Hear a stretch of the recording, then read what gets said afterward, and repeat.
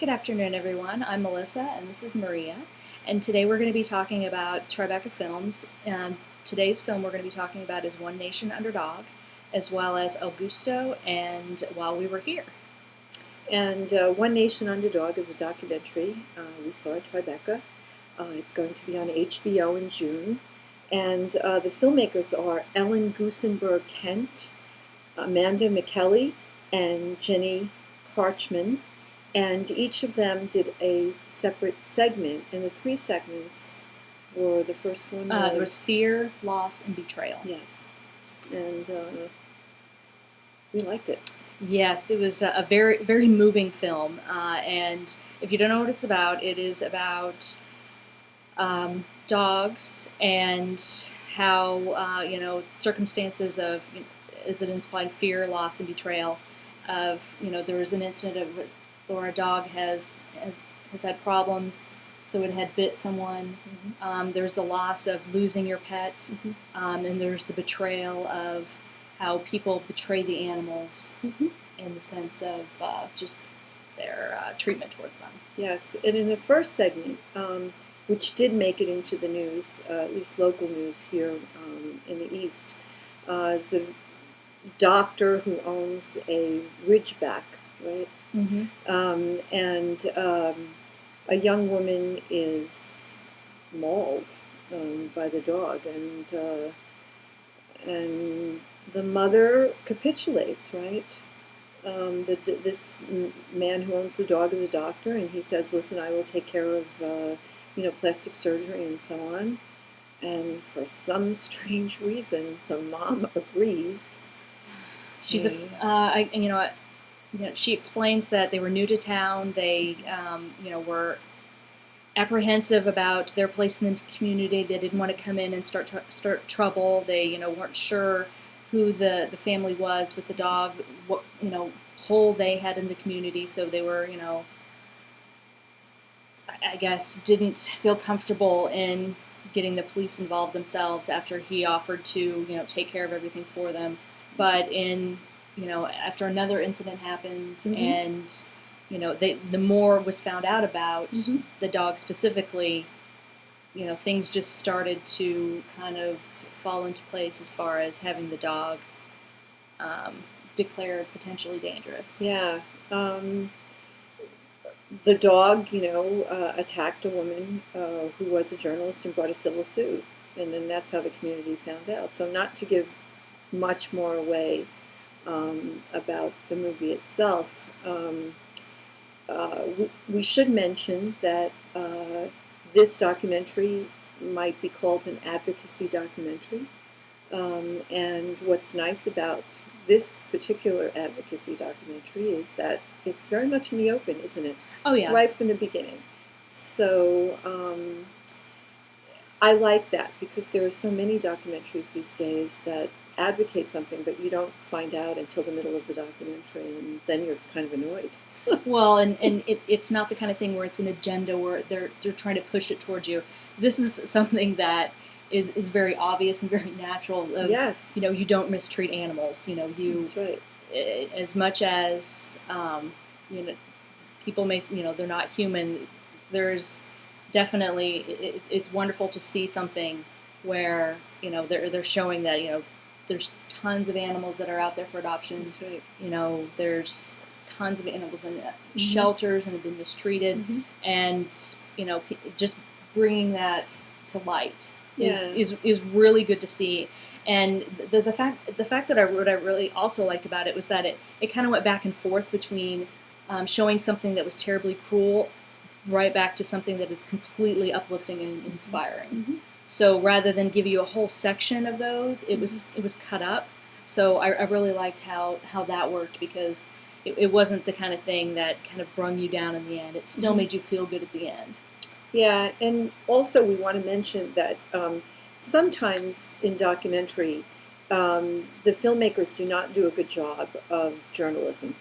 I mean, because let's face it, this is a nonfiction medium, and you have a responsibility to show, even in an advocacy documentary, the two sides. And we thought the filmmakers did a great job of that. I mean, in the first sequence, They do interview family members who own the dog, as well as the woman who brought the suit and the mother of the girl who was injured. Mm-hmm. And so it's a balanced portrait. Sometimes you have the feeling that you want to know more in that first sequence. But, you never know in a documentary whether the subjects were, forthcoming. And maybe that's why. And as Melissa said, in the second sequence on loss, pet owners are going to be right there for this sequence, boy. Bring a box of tissues. Yeah. Definitely. But the wonderful thing is, the documentary takes seriously that relationship between a person and the pet, a dog, cat, whatever. Because I think both in that support group that we see is not just dog owners. Right. And it's a wonderful way to advocate for what you're talking about, Melissa, because we're seeing people who really suffer, that this is a really genuine relationship. And it's nice to see it portrayed that way, so honestly and candidly. Yeah, it's not trivialized, and anyone who has lost a pet, anyone who has even had a pet, would just feel, not even getting into any of the stories, just mm-hmm. seeing that the fact that there was a support group touches you. Yes.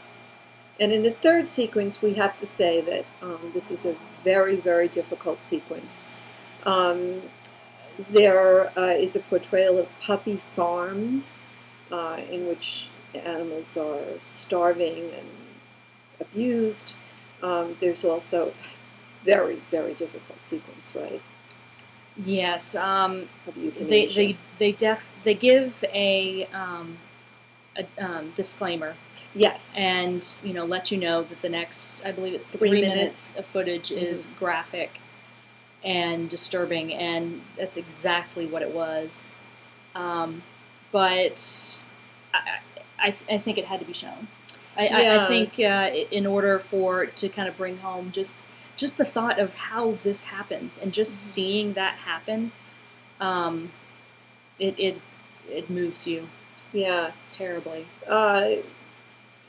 We should say too, if like me, you cover your eyes, you're not able to do that. The filmmakers, the sound of the euthanized dogs can be heard on the soundtrack. And so this is probably not the kind of documentary that is family viewing. Mm. It's a nice adult documentary, and it also brings home the message about spaying animals mm-hmm. to protect them. And I thought overall, what I kept thinking about is how much in America, I guess maybe because I've traveled so much. I mean, I watched this documentary and I thought, wow, we're doing okay. Mm-hmm. As a nation,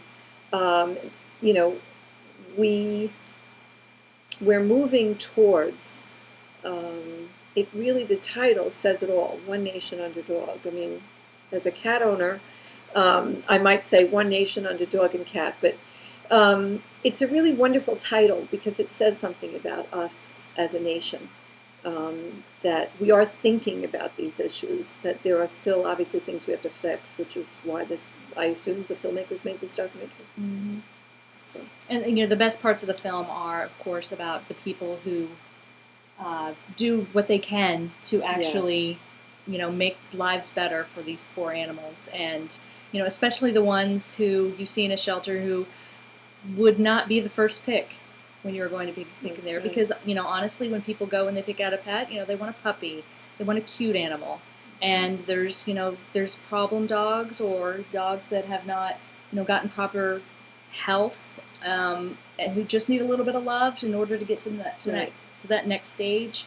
And there are people out there who do this, and we applaud them completely. Yes, there's a wonderful sequence of a man who actually it's a man. There's a man and a woman who saves animals, in the shelter, like the last day before they're going to be euthanized. And there's a wonderful sequence that is very long and is absolutely wonderful, because you see from the beginning, right, this man looking for the dog that he's going to save.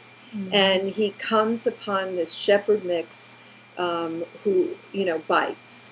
And you see the whole sequence of him taking the dog out of the pen and bringing it onto the lawn near the shelter, and how exactly this thing works. I mean, and it's just, as Melissa said, it's uplifting. I mean, and just, I don't know. I mean, talk about having a mission. Wow, it's just well, and it's wonderful because you can see that he's in the mind of a dog. Yes, he sees the dog, he reads its body language, he understands that the dog's just not biting arbitrarily. Right. It's not vicious, as it's only in response to how it has been treated, and that's clear that that's how it's happened. Yeah. So he sees how behavior can change an animal, right. And like Maria said, through that sequence you see how there's a complete difference. Yeah, and I love, my big surprise, by the way, in this movie was the Chihuahua. Because I mean, it's not an appealing animal to me, and this particular Chihuahua, only had 3 legs, and the woman who also saves animals who are going to be euthanized, she takes that dog, doesn't she? And I think, oh boy, how is she going to, get somebody to take this animal? Well, of course, somebody falls in love with it and adopts it. I mean, it's just Mocha, amazing. I believe. Mocha. Yeah, Mocha Joe. So we want to applaud these women filmmakers. Yes. Really great job. Yeah, I was able to, capture the good and the bad, and still leave you with a very hopeful thought. Yeah. And that's HBO in June. Mm-hmm. And the other film you wanted to talk about was... Well, I saw a wonderful documentary at Tribeca called El Gusto, and it's made by Safinez Bousbia, and it's about Chabe music, which was a complete discovery for me. The filmmaker walked into an antique store, went in there to buy a mirror in Algiers, and started to talk to the owner, and found out that he was a musician, and that he had once played, he's Arabic, obviously, and had once played in a band with Arabic and Jewish musicians. And the music, the way it's described in the film, has flamenco influences, and a sort of melding of flamenco and Arabic rhythm. And it's definitely dance music, and that's what you'll want to do when you hear it in the theater, is you'll want to get up and start those moves. Might even get you to belly dance. The story is just wonderful, because the filmmaker actually puts this band back together with the surviving musicians after 50 years of them not seeing each other. The documentary is a bit flawed by the filmmaker sort of goes off on tangents with some of the musicians and gets away from the music too much. But it's a wonderful story, and in a sense, the documentary helped to revive this form. And it's just, if you like music documentaries, this is really nice. I don't think it has a distributor yet, but it is called El Gusto, and we did see it at Tribeca. And the film that I wanted to mention was one that I saw called While We Were Here. It's by Coiro and stars Kate Bosworth and two other newcomers, Ego Goldberg and Jamie Blackley. And it's a story of a couple who are, he is a musician and has to go to Italy for his work for 2 weeks, so he brings along his wife. Mm-hmm. And, you can sense that the two of them have there's something that happened between them somehow, and he's treating her very delicately, and she really kind of pulls back from him, and through the course of him being gone during the day, she travels throughout the city and comes upon a young man, and he is very gives her lots of attention. He really wants to get to know her. He doesn't leave her alone, even though she gives him no attention whatsoever. And just through the course of seeing him a few times, you see how she is kind of changing her perspective on her relationship with her husband. Okay. And I really liked how it showed that in such a long form. It wasn't just a quick decision that she made. It wasn't something that I'll have an affair. It was more psychological, more about how she's feeling and how she responds. When it's black and white, I didn't mention that, but it's I really liked it. Huh. While we're talking about relationship movies, I was just thinking as you were speaking about My Darling Companion, which I believe is opening this week. I love that we're still making movies like that. Mm-hmm. And Lawrence Kasdan, of course, these movies are just beautifully written. This was done at a very, very low budget, My Darling Companion. Diane Keaton. And, her husband loses the dog. So we've got another dog movie. I guess that fits in with One Nation Under Dog, right? And it's just, there is where these small, what are called small films, would be a terrible term, about relationships, are so important, aren't they? Mm-hmm. And you know what? I like seeing people on the screen with wrinkles. And I have to say, it may be a different demographic, Darling Companion, but anybody who's had a dog would love this movie. But it's just really delightful. So I just want to get that in. That's opening this week. Yeah, I was just thinking about, there's been so many great films about relationships. Yeah. And there was something that I saw recently that made me think of Revolutionary Road. Oh, okay. Which I just loved. Okay. And, I loved it because of how it showed, a relationship from its very beginnings to its very end. Ah, and okay. We're seeing a lot of snapshots of those types of relationships where it actually shows the ins and outs. It shows the good with the bad. And I think that's really important, and I'm very happy to see that actually being shown on screen. And because it's the kind of thing where, when you grow up, I guess from the 30s and the 40s and, mm-hmm. Mm-hmm. even through the 50s, everything was idealized. Television, Mm-hmm. Mm-hmm. Father Knows Best, Right. all those type shows, Right. because they wanted to show, a perfect family. They wanted everyone That's to have right. that idea of that. Yes. And, that's not the way it is. No, I wanted Donna Reed to be my mother, but... Yeah, that's just not the way the world works. And I think now we're actually seeing movies depict real life. Yeah, Kevin Kline said in an interview, Diane Keaton co-stars with Kevin Kline in My Darling Companion, and Kevin Kline said he just hopes that Lawrence Kasdan keeps writing roles for imperfect men so that he can play them. And so he plays a surgeon, who's sort of out of touch here. And there's a wonderful sequence where he tries to tell Diane Keaton about menopause.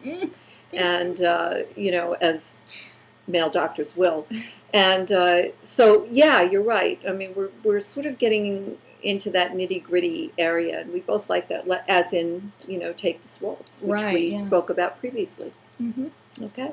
So if you get a chance, the movies again were One Nation Under Dog, El Gusto, While We Were Here, and My Darling Companion. Yeah. So check it out. Yeah, we'll see you soon. Thank you.